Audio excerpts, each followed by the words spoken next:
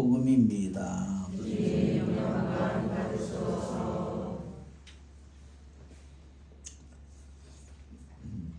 예수님께서 겟네사렛 호숫가에 서 계시고 군중은 그분께 몰려들어 하느님의 말씀을 듣고 있을 때였다. 그분께서는 호숫가에 데워놓은 배 두 척을 보셨다. 어부들은 거기에서 내려 그 물을 씻고 있었다. 예수님께서는 그 두 배 가운데 시몬의 배에 오르시어 그에게 못에서 조금 저 나가달라고 부탁하신 다음 그 배에 앉으시어 군중을 가르치셨다. 예수님께서 말씀을 마치시고 나서 시몬에게 이르셨다. 깊은 데로 저 나가서 그물을 내려 고기를 잡아라.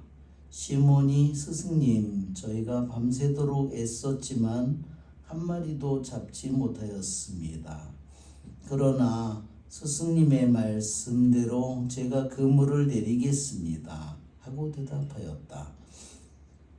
그렇게 하자 그들은 그물이 찢어질 만큼 매우 많은 물고기를 잡게 되었다.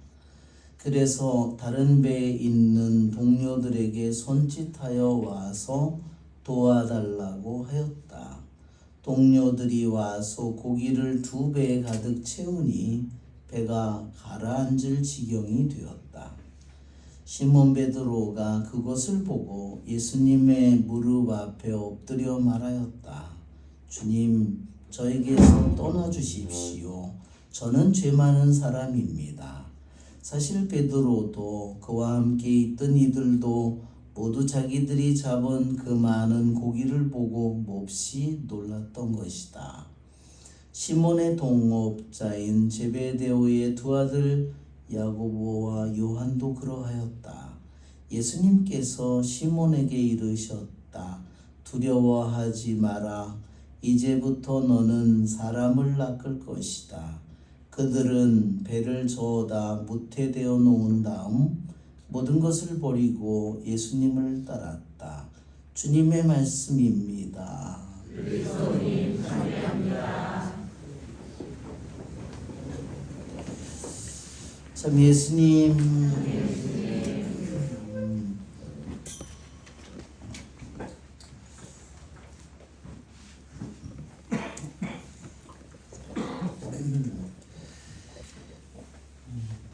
오늘 이사야서의 말씀에는 이사야가 하느님의 부르심을 받은 그러한 대목을 우리에게 전해줍니다. 이사야는 지금으로부터 몇 년 전 사람이냐면 약 2700년이 더 된 사람이에요. 한 2750년 정도, 2750년도 더 됐겠네요. 한 거의 2800년 된 사람입니다. 그는 사제였습니다. 오늘 이 부르심을 받는 대목이 어디서 이런 일들이 벌어지냐면 솔로몬 성전에서 이 일이 벌어진 거야. 사제로서 자기가 성소 안에 들어갔겠죠. 성소 안에 들어가서 자기가 하던 대로 거기서 뭐 향을 치거나 예배를 드리거나 뭐 이런 일들을 하고 있을 때 갑자기 하늘이 열리면서 그 솔로몬 성전에서 이 모든 일들을 보게 되었습니다. 그래서 이제는 이사야는 사제이면서 또한 예언자로서 그러한 삶을 시작하게 됩니다. 그런데 우리 첫 기절이 이사야 1장 1절의 첫 기절이 우찌야 임금이 죽던 해에 그랬습니다. 이스라엘의 왕들 중에서요, 우찌야 왕이 왕노릇을 제일 오래 했어요. 50년이 넘게 했습니다. 그런데 이 우찌야 왕은 영광스러운 모습도 있고 아주 추악한 모습도 있습니다. 그는 일찍 아버지 아마지야 왕이 자기의 섭정 노릇을, 아버지가 밖에 나가서 이렇게 군대를 가지고 활동하거나 이럴 때 왕 노릇을 대신하는 이런 역할을 맡겼어요. 일찌감치. 너무나 그런 일들을 잘해서 너무너무 우쭐해졌습니다. 결국 무슨 일을 벌였냐면 이 우찌야 왕이 왜 이름이 우찌야인지 아세요? 우찌야 하려고 그런 짓을 저질렀냐 그래가지고 우찌야예요. 뭐였냐면요, 자기가 왕인데 성전에 대사제가 가서 하는 일을 자기가 이 향로를 들고 대사제가 하는 거를 뺏어가지고 자기가 그 일을 대사제 일을 하려고 한 겁니다. 그래서 어떻게 했을까요? 그 사람들이 전부 다 목숨을 걸고 막았어요. 여기는 절대로 임금이 들어올 장소가 아니다. 그런데도 임금이 막무가내로 막 그걸 무시하고 그 성소 안으로 들어갔습니다. 무슨 일이 벌어졌죠? 자기가 그 사제들을 물리치고 들어가서 분향을 하려고 하는 순간에 이마에 나병이 탁탁탁탁 생겨나는 겁니다. 그래서 어떻게 하죠? 그거를 본 대사제들이 와, 부정한 성전의 그런 가장 거룩한 그 장소에서 그 부정한 병이 나타나니까 그 임금이 이제 거기서 쫓겨나는 겁니다. 그래서 그 다음에는요, 공식 석상에 나타나서 왕 노릇을 하지 못합니다. 그래서 어린 아들이 대신 왕 노릇을 하게 돼요. 그러니 그렇게 해서 50년을 왕 노릇을 했어도 정말 얼마나 형편없는 그러한 왕 노릇을 했는지 여러분 짐작할 수 있겠죠? 자, 그러면 우찌야 임금이 죽던 해는 언제냐고 기억이 알려져 있냐면 약 742년 BC라고 되어 있습니다. 그러면 대강 보면 약 기원전 750년 전입니다. 그런데 이때가 시간으로 보면 굉장히 불안정한 시기입니다. 자, 우찌야 왕은 죽어서 왕자리가 공석이 되었고 지금 우리나라 상황과 너무나 비슷한 겁니다. 북쪽에서는요, 아시리아가 BC 721년에 북이스라엘을 멸망시켜 버립니다. 아시리아 대군이. 그러니까 북이스라엘이 멸망하는 날짜가 20년밖에 남지 않은 거예요. 그리고 남쪽도 유다도 120년 후에는 남쪽 유다도 완전히 멸망하고 그 성전도 무너질 판이에요. 그런데다가 이 북이스라엘이 자기네들이 20년 후면 멸망할 텐데 북쪽에 있는 아람군하고 시리아 쪽에 있는 아람군하고 연합을 해서 남유다를 치려고 동맹을 맺어서 치려고 합니다. 그것이 우찌야 왕 때 일어난 일이에요. 그러니까 또 한쪽에서는 아시리아 옆에 뭐가 새로운 신흥 제국이 태어났냐면 바빌론 제국이 너무 좀 덥네. 이거 무슨 찜질방처럼 만들어 놓은 것 같아. 그래가지고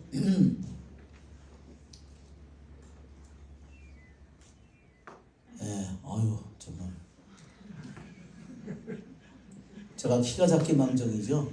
키가 컸으면 훨씬 더 석현이처럼 키가 크면 아마 숨을 못 쉬었을 것 같아.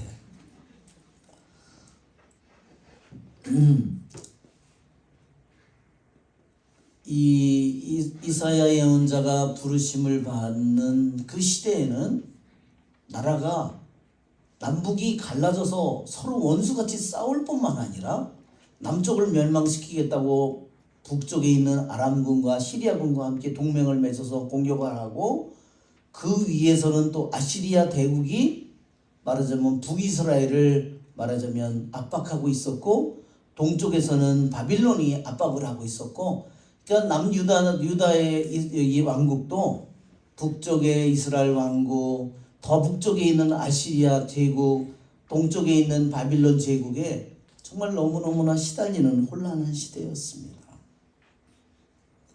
그러니까 거기다가 그 임금이 죽어서 더 커다란 혼란 속에 있는 때에 이사야 예언자가 부르심을 받습니다.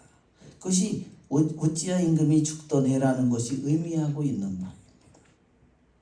세상 사람들의 마음은 어땠을까요? 나병에 걸린 왕이라도 그래도 거지 같은 왕이라도 있으면 다행인데 그 왕이 아예 이제는 궁궐에도 어디 가서 폐쇄된 곳에 있었겠죠? 그런데 그 왕마저 죽어서 빈자리가 되었어. 너무너무나 어둡고 혼란한 시기입니다. 그때 자신이 솔로몬 성전에 가서 보니까 높이 솟은 어좌에 앉아 계신 주님을 배웠다고 그랬고 그분의 옷자락이 성전을 가득 채우고 있다고 했어요. 한번 PPT를 한번 볼까요? 이사야 예언자의 그러한 그 PPT 그림을 보면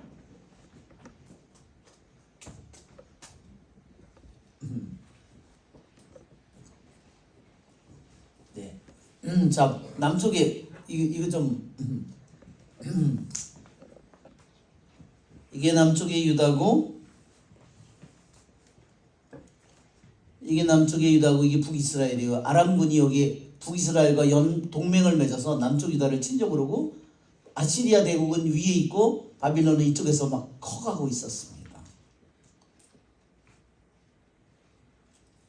다음 여기에 보면 여기가 아시리아, 여기가 바빌론 제국이고 아람군하고 북이스라엘이 합쳐서 남쪽 유다를 치려고 이렇게 대군을 몰고 가죠. 그래서 막 임금의 마음이 수풀에 풀처럼 흔들렸다고 그랬습니다. 자, 이게 여기 있는 것이 거대한 이 제국이 아시리아 제국인데 이 안에 바빌론 제국이 커가고 있습니다. 자, 솔로몬 성전입니다. 솔로몬 대왕이 지었죠. 예, 여기는 일반 사람들이 들어갈 수 있는 지역입니다. 아마 여기는 여자들도 들어갈 수 있는 구역이고 여기는 남자도 들어갈 수 있는 거예요. 이 안에는요, 이 높이 솟은 이 건물 안에는 성소가 있고 이 안에 앞에가 막혀져 지성소가 있는데 이 구역은 사제들만이 들어갈 수 있는 겁니다. 자, 이 안에 들어가서 성소 안에 들어갔을 때 이제 그 모든 일을 이사야가 갑자기 이 성전은 지붕이 덮여 있는 성전인데 위에 갑자기 하늘 위에서 하늘 높이 솟는 거기에서 옥자에 앉아 계신 주님을 보게 됩니다. 그리고 옆에는 천사들이 날아다니고 사랍들이라고 세라핌이라는 천사가 날아다니고 날개를 6개 달린 천사들이 날고 있고 거룩하시다 거룩하시다 이렇게 찬미의 노래를 부릅니다. 우리는 매 미사 때마다 거룩하시다를 노래하죠. 어느 부분에서 거룩하시다 노래하나요? 말씀의 전례에서 성찬의 전례로 넘어갈 때 거룩하시다를 노래합니다. 그때가 바로 우리들이 생각하는 것처럼 여기에 성경에 말하는 것처럼 이사야가 본 것처럼 안 보이던 세계가 하늘의 문이 열리면서 바로 하느님의 현존 속에서 모든 것을 보게 되는 겁니다. 우리들도 언젠가는 그런 날들이 우리들 모두에게 오겠죠. 그래서 이 거룩하시다는 천상에 있는 천사들과 함께 지상에서 이 세상에서부터 천상에 있는 우리가 보이지 않는 천사들과 함께 우리가 이 세상에서 거룩하신 하느님을 찬미를 하는 것입니다. 자, 여기에 솔로몬이 성전을 봉헌하는 말하자면 한 950년경에 이 성전을 봉헌하는 그러니까 솔로몬이 성전을 봉헌한 지 오래됐죠. 자, 여기에 황금 등경이 있고 여기 분향 제단이 여기에 이게 휘장이 여기 있어요. 성소의 문이고 여기 지성소의 휘장이 여기 있고 이 안에 계약의 궤가 있습니다. 사제가 이 안에는 들어올 수 있지만 이 안에 들어가는 것은 1년에 단 한 번, 지성소 안에 들어가서 1년에 단 한 번 들어간다고 했습니다. 여기 있는 동안에 하늘이 열리면서 그 모든 것을 이사야가 보았겠죠.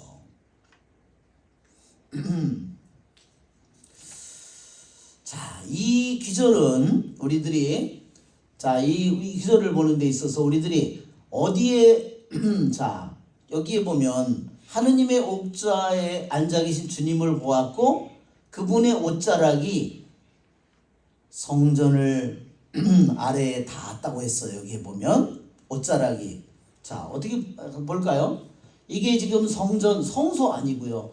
이 안에 문이 여기 안에가 이 안에가 지성소입니다. 자, 여기 이게 성소라면 마당은 밖에 있는 거고 여기에 이 휘장이 있고 이 안에 지성소가 있는 겁니다. 그가 갈 때 어디가 흔들렸냐? 이 문틀이 흔들렸다는 겁니다. 문지방이 흔들리는 겁니다. 자, 그리고 그 하느님의 옥자에 앉아 계신 하느님의 옷자락이 어디를 닿느냐? 이 안에가 지성소거든요. 지성소 안에 말하자면 여기 분향제단이고 옥자에 앉아 계신 주님이 빛으로 여긴 그림을 나타냈고 표현할 수가 없으니까 그 다음에 옷자락이 하늘에서 옥자에 앉아 계신 그분의 옷자락이 여기를 덮고 있습니다. 그것은 그분의 옷자락은 그분의 현존과 그분의 영광을 나타내는 겁니다. 자, 왜 여기에서 이런 표현을 했을까? 여러분, 지성소 안에 계약의 궤가 있죠? 계약의 궤에는 양쪽에 천사가 둘이 있습니다. 천사가 서로 마주보죠? 그 속죄판이 있어요. 금으로 만든 속죄판이 있는데 그 속죄판이 뭐라고 그랬냐면 주님께서 이 속죄판이 내 발이 놓이는 자리다. 우리 눈으로는 볼 수 없는데 주님께서 말씀하시기를 지성소 안에 속죄판 위에가 하느님의 발이 놓이는 자리인데 이제 이사야가 본 것은 그 높은 위에 옥자에 주님이 앉아 계시고 그분의 발이 이 발판이 그분의 발이 계약의 궤 위에 발 딛고 있는 것이고 옷자락이 이 땅바닥까지 다 있는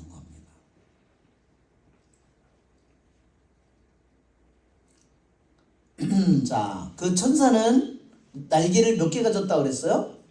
6개. 2개는 무슨 역할을 하죠? 여기 보세요. 다 여기 보면 이렇게 돼 있는데 그 다음 장면을 보면요. 2개는 얼굴을 가렸습니다. 2개는 어딜 가렸죠? 발을 가렸습니다. 2개는 뭘 하죠? 날아다닙니다. 왜 얼굴을 가렸을까요? 하느님을 보기에 자기 얼굴이 너무나 하느님을 뵙기에는 너무나 부당하기 때문에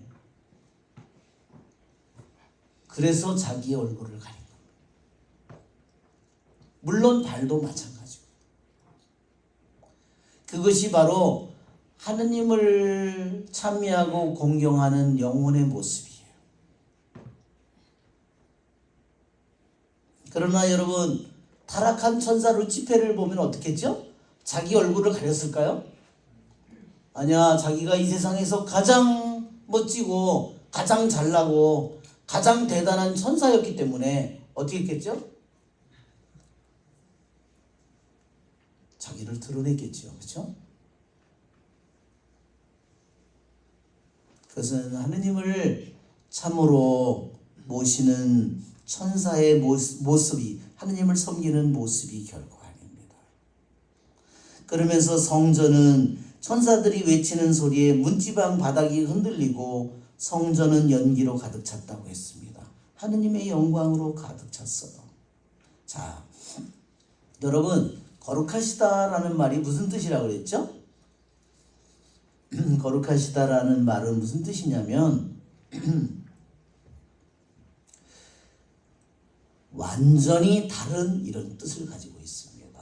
즉 하느님과 우리 인간의 존재를 비교할 때 하느님은 인간의 존재와 비교할 때 완전히 다른 존재라는 겁니다. 여러분, 창조주하고 피조물하고 어떻게 존재가 같겠습니까? 이사야서 55장에 내 생각은 너의 생각과 같지 않고 나의 길은 너의 길과 같지 않다고 그러죠? 하늘이 아득히 높은 것처럼 내 길은 너의 길보다 높고 내 생각은 너의 생각보다 높다. 비교조차 할 수 없다는 겁니다.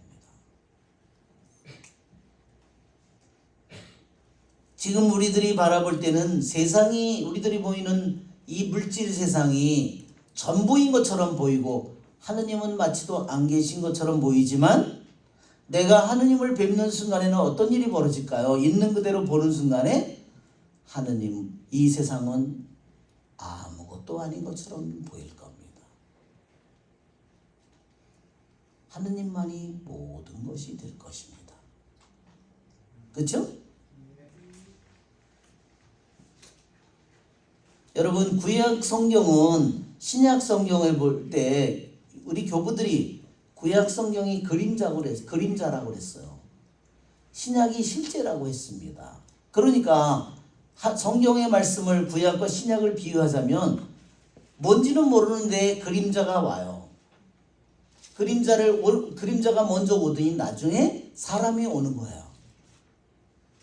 그런데 여러분, 우리가 이 세상에서 살다가 이 세상이 전부인 것처럼 살지만 하느님을 보는 순간에 우리는 어떻게 했어요?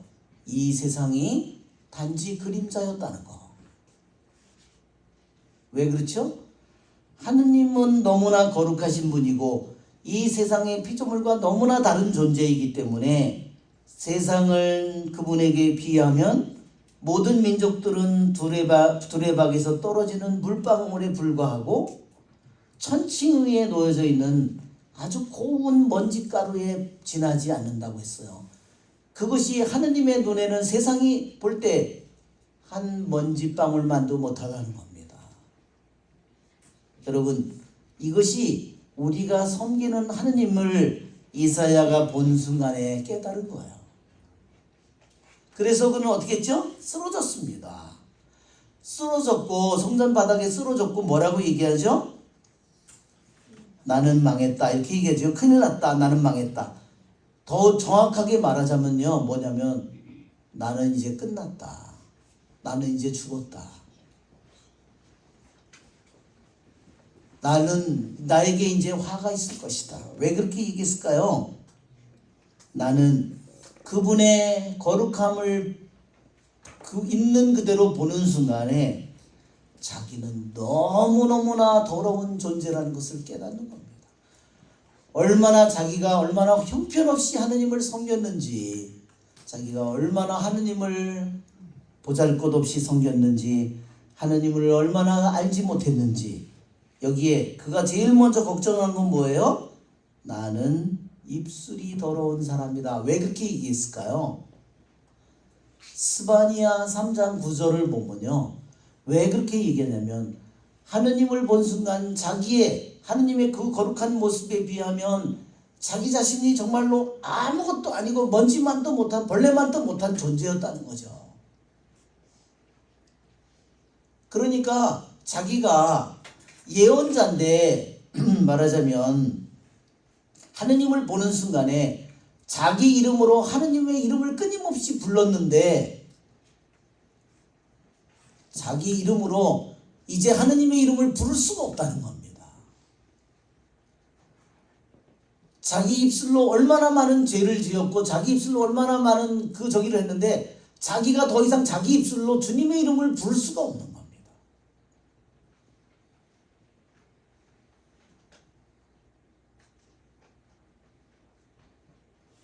내가 제대로 하느님의 이름을 부르지 못했고 이 더러운 입술로 내가 주님의 이름을 이때까지 불렀다는 사실 때문에 이사야는 자기는 이제 죽었다. 자기가 그런 마음으로 자기가 주님의 이름을 불렀다는 것 때문에 모든 화가 자기에게 미칠 것이고 자기가 그렇게 주님을 잘못 섬겼기 때문에 그래서 자기는 이제 죽을 것이라고 그렇게 한탄하고 쓰러져 있는 겁니다. 자기뿐만 아니라 입술이 더러운 백성 가운데 살면서 만군의 주님을 내 눈으로 뵙다니. 여러분, 오늘날 우리 보세요. 얼마나 백성들이 여야로 보수로 진보로 나누어서 서로 상대방을 죽을 놈이라고 얼마나 많이 얘기를 해요. 그죠? 입술이 더러운 백성 가운데 우리가 살고 있습니다.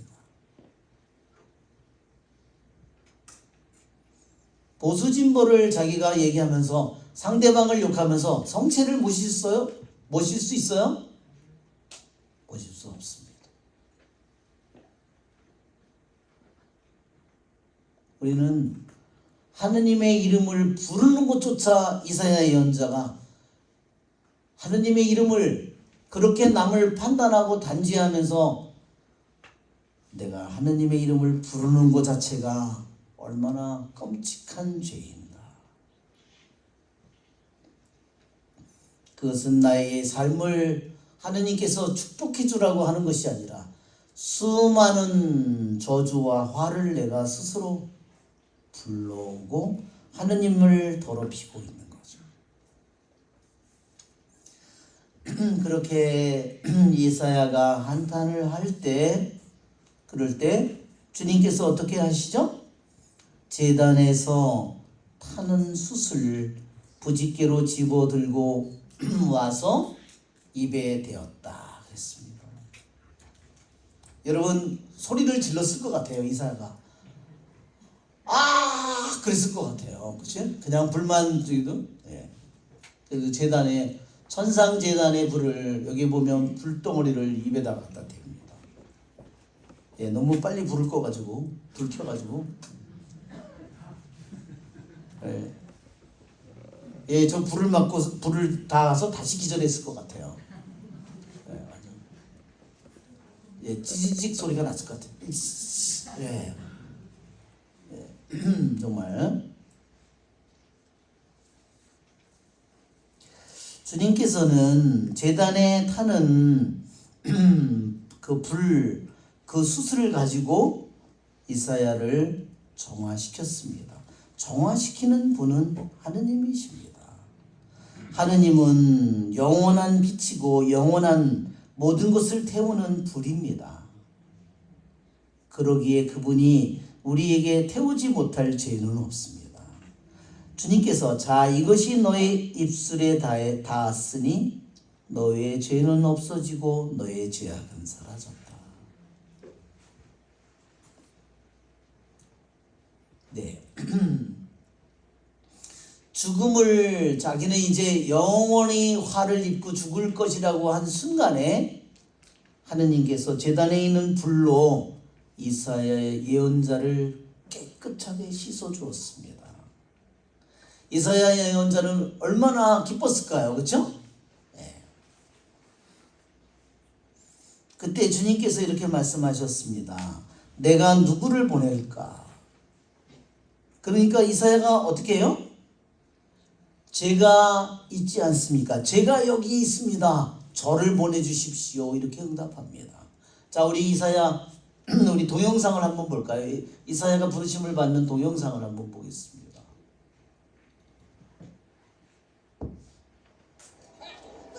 한 1분부터 보면 좋겠습니다. 1분부터.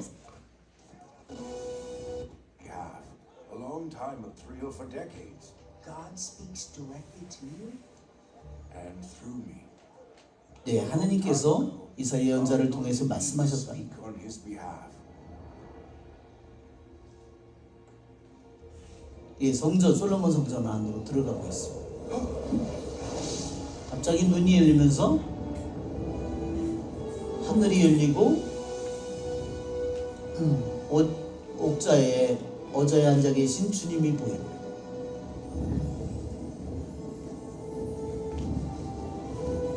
옥자에 앉아 계신 그분의 옷자락이 땅에까지 닿았습니다. 홀리 호스트.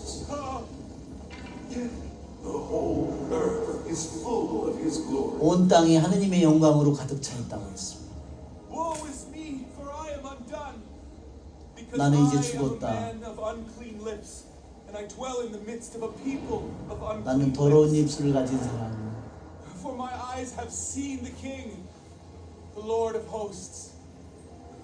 내가 거룩한 하느님을 뵙다니 나는 이제 죽었다.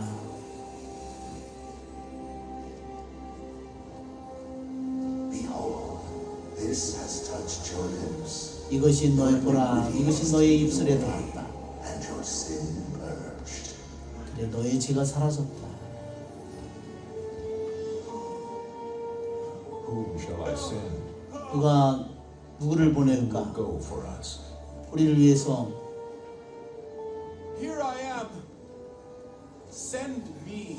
제가 여기 있습니다. 저를 보내주십시오. And God went on to say to me about all of his 네, make the 그래요. hearts of this 네, people 이제 dumb 그만 and their 그치면 되겠습니다.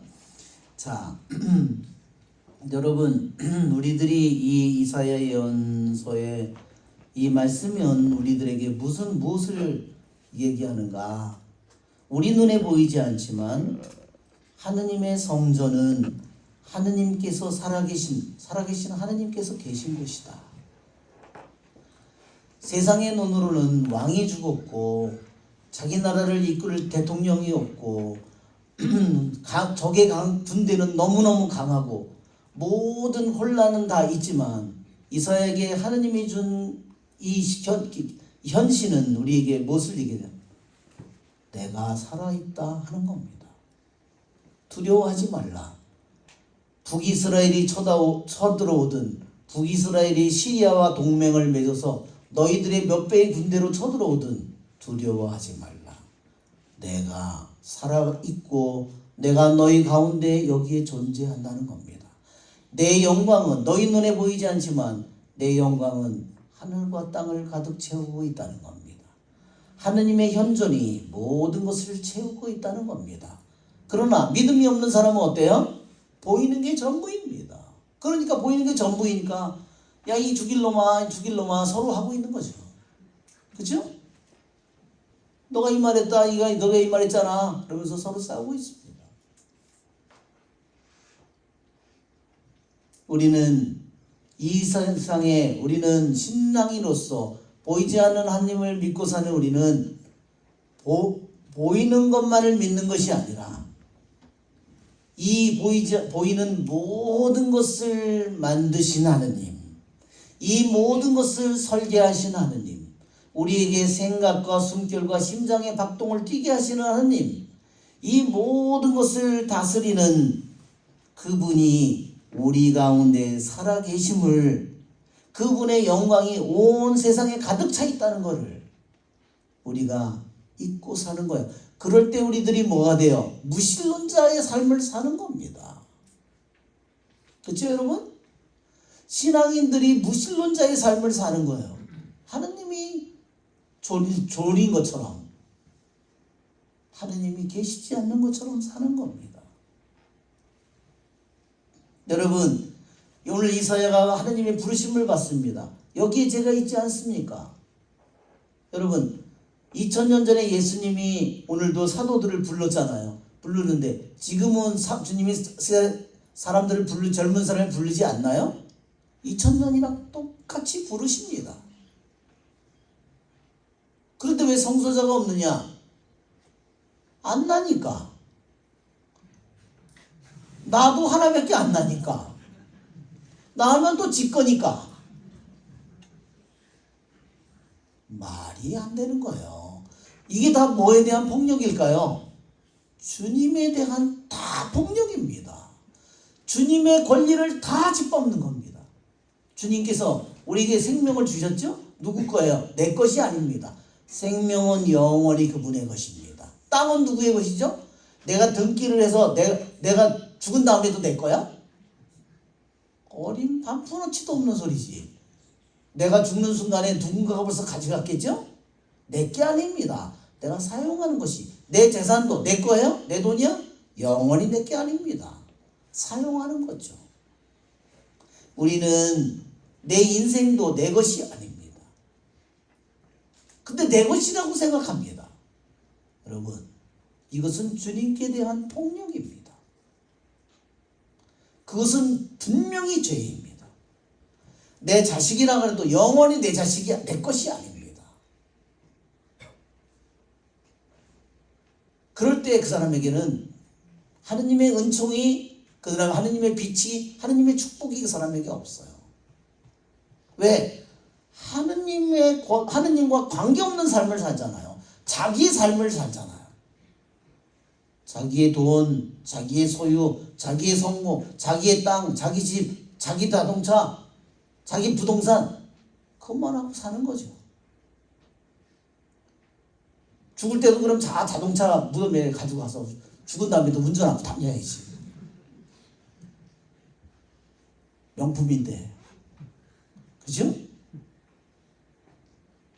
말도 안 되는 얘기입니다. 우리는 주님께서 우리들 모두에게 주님은 우리들의 영원한 주님이시고 그분은 내 인생 내내 나와 함께 현존하시고 그분은 언제나 살아계십니다.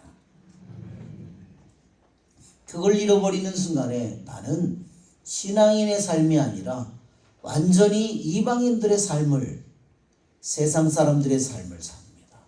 그리고 돈을 섬기는 삶, 물질을 섬기는 삶, 세상을 섬기는 삶을 살아갑니다. 그러면 그런 삶을 살면 어떻게 하죠?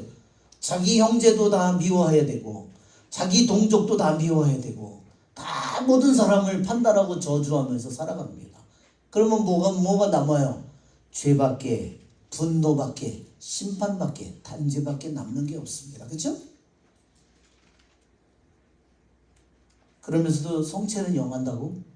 그럼 성체를 영하면 그 성체에 대한 폭력이죠. 성체 앞에 순종하는 삶이 아닙니다. 주님의 순종하는 삶이 아닙니다. 주님의 주권을 인정하는 삶이 아닙니다. 그것은 하느님과 아무 관계도 없는 지가 만든 꼭두각시의 삶을 살아가는 겁니다. 자기는 자유라고 생각하지만 인형극을 하고 있는 겁니다. 꼭두각시 인형극을 하는 겁니다. 자, 오늘 우리는 복음에서 주님께서 겟네사렛 호숫가에서 물가에서 말씀을 전하고 계십니다. 그런데 그 옆에는 배 두 척이 밤새도록 그물을 던지고 나서 그물을 씻고 있습니다. 그렇죠? 그런데 주님께서는 아주 은근하게 베드로에게 배에 올라가셨어요. 베드로가 눈이 동그래졌을 것 같아. 아니 왜 내 배로 올라가지? 그죠? 그러더니 조금 더 나가달라고. 그래서 베드로가 그걸 조금 허락을 했어요. 그랬더니 앉아서 말씀을 하기 시작했습니다. 여러분 왜 예수님께서 배에 올라서 했을까? 예수님이 물에 빠지게 생겼어요. 근데 그 배에 타고 하면은요 모든 사람이 예수님을 쉽게 볼 수 있다는 겁니다. 뒤에서 계속 미니까 예수님은 물에 빠지게 생겼어요. 그리고 배에서 예수님 말씀을 전하기 때문에요. 그게 말하자면 그 광지 연설을 하게 될 때 아고라 같은 광장에 이렇게 계단 위에 있는 것처럼 하면은 소리가 너무너무나 잘 들린다는 겁니다. 배에 올라가서 그것을 전할 때. 그런데 그걸로 끝난 게 아니라 주님은 깊은 데로 가서 그물을 던지라고 했습니다. 자, 이 이야기는 우리가 너무나 잘 아는 이야기입니다. 이 배와 물과 이 어부들은 무엇을 의미할까요? 교부들은 이미 이 내용을 너무나 잘 알고 있었습니다. 이것은 무슨 신비를 담고 있냐면 이 배는 교회의 신비입니다. 그 물은 무슨 신비일까요? 세상을 가리킵니다. 그럼 사도들은 뭘 가리킬까요? 어부들은 사도들을 가리킵니다. 그 물을 내리는 것은 뭘까요? 복음을 전하는 겁니다. 물고기들은 뭘까요? 영혼들입니다.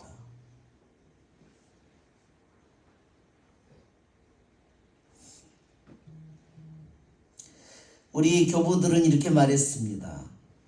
한 영혼을 구하는 것이 얼마나 귀한지 세상을 창조한 것보다 더 위대한 일이라고 했습니다. 왜 여러분 그럴까요? 왜 한 영혼을 구하는 일이 세상을 창조하는 것보다 더 위대한 일일까요? 주님은 일주일에 걸쳐서 7일에 걸쳐서 6일에 걸쳐서 창조하고 7일째 쉬셨는데 왜 하느님께서 세상을 창조한 일보다 더 위대한 일이라고 할까요? 한 영혼을 구하는 것이. 여러분, 주님께서 한 영혼을 구할 때요, 빛이 있어라, 땅이 갈라져라, 물과 물이 갈라져라, 동물이 생겨나라, 한마디의 말로 영혼을 구원할 수 없었다는 겁니다. 한 영혼을 구하기 위해서는요, 죄와 죽음으로 가득 찬 사탄의 노예로 욕망으로 가득 찬 인간을, 쾌락으로 가득 찬 인간을 구하려면요, 영원으로부터 계신 하느님이 말씀이신 로고스이신 그분이 인간이 되어야 했고, 인간과 똑같은 삶을 30년을 살아야 됐고, 수많은 고통을 겪어야 됐고, 십자가에 못 박혀야 됐고, 그 모든 인간의 죄를 짊어지고 가야 됐고, 죽음을 짊어지고 가야만 한 영혼을 구할 수 있었다는 겁니다.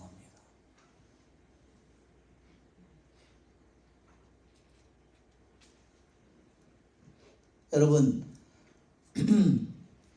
부모와 자식이 영원히 갈라진다고 한번 생각해 보세요. 정말 생각만 해도 소름 끼치는 일이죠. 그 부모의 고통이 얼마나 클까. 그냥 단지 죽어서 저기가 갈라지는 것이 아니라 영원히 완전히 갈라진다고 생각해 보세요.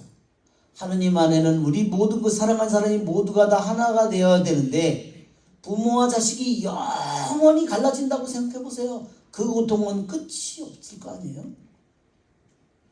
그런데 하느님과 우리들이 영원히 갈라진다고 생각해 보세요. 모두가 우리가 하느님에게서 나왔는데,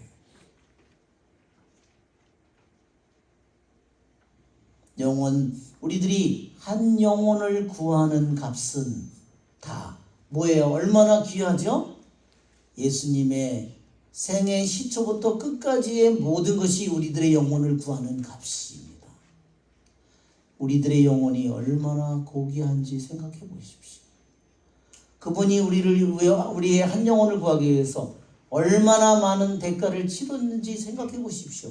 돈, 성공, 쾌락, 욕망, 사랑, 개인의 뜻, 사업, 그분은 아무것도 아니죠. 우리는 내가 바라보는 방식대로 세상에 좋아 보이는 것이 전부인 것처럼 우리는 세상을 살아갑니다.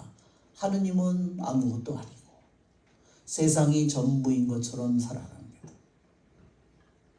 그것은 미친 세상입니다. 그것은 뒤집힌 세상입니다. 그것은 어둠으로 가득 찬 세상입니다. 영원히 왜 주님께서 깊은 데로 나아가서 그물을 던지라고 했을까요? 깊은 곳은 그분들이 그랬습니다. 깊은 곳은 어둡고 풍파가 가득하고 세상의 죄와 죽음이 가득한 곳이라고 했습니다. 거기에서 영혼들을 구하도록 주님께서 깊은 곳에 가서 그물을 던지라고 말씀하십니다. 우리의 좋으신 주님을 찬미합시다. 자, 우리 마지막으로 Here I am, here, 우리 동영상을 한번 보겠습니다. 예, 이사야 연자가 대답하죠. 누구를 보낼까? 저를 보내주십시오. 제가 여기 있습니다. 하는 제가 여기 있습니다. Here I am.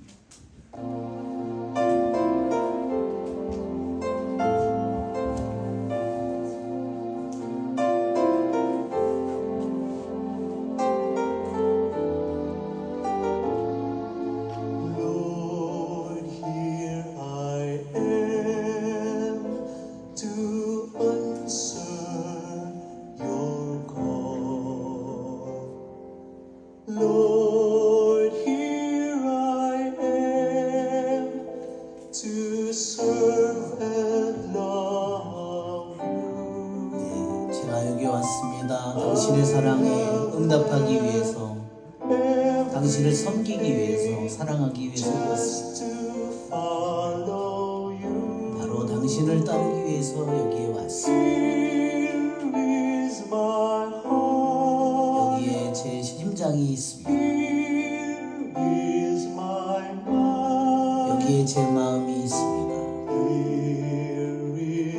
my soul. 여기에 제 영혼이 있습니다. Here is my whole self. 여기에 제 전부가 여기 있습니다. For you and you. 나는 당신을 위해 있습니다. 그리고 당신만을 위해서 있습니다. Lord, here I am. 주님, 지금 여기 있습니다. Answer your call. 당신의 부르심에 응답하기 위해 제가 여기 있습니다. Lord, here I am to serve and love you. 제가 여기에 당신을 섬기고 살아가기 위해 여기 있습니다. Have left everything just 모든 것을 떠났습니다. follow you. 당신을 따르기 위해서 Here is my heart. 여기에 제 마음이 있습니다. Here is my mind. 여기에 제 마음이 있습니다. Here is my soul. 여기에 제 영혼이 있습니다. Here is my whole self. 여기에 제 전부가 있습니다. For you and 나는 오직 당신을 위해서, 당신만을 위해서 있습니다.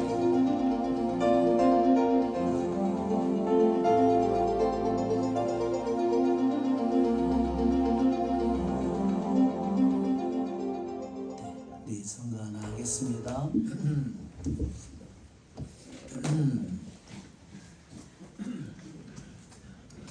315번 하겠습니다.